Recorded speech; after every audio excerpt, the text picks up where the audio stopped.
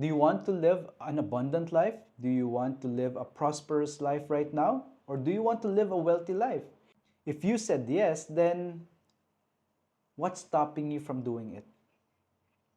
Did you know that changing your life only needs one thing: deciding? It only needs you making a decision to change.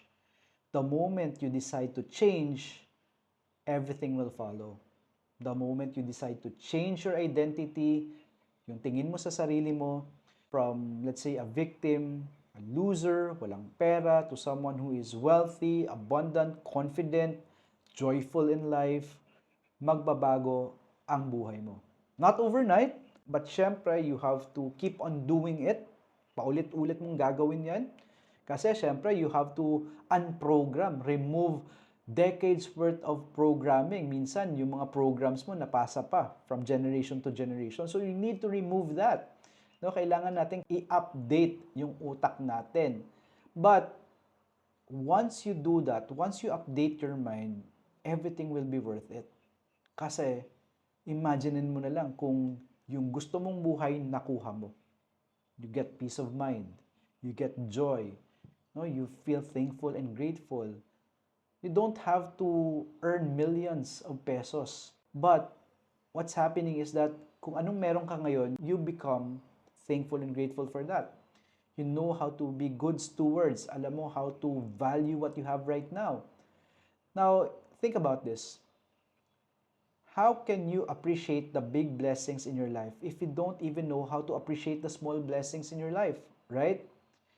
You would always assume na kasi you worked hard for it. But what if you become thankful and grateful in your life? Start with that. You want to reprogram your mind? Be thankful and grateful every day. Say it out loud. I'm so thankful and grateful.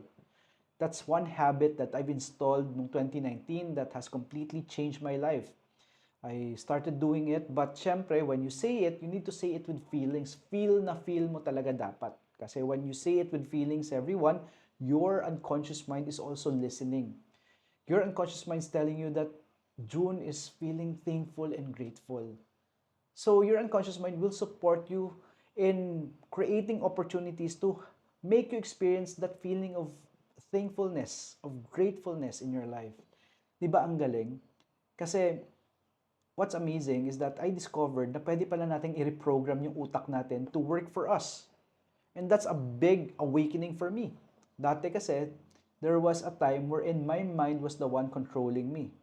Kumbaga, I was living in autopilot. Para akong zombie.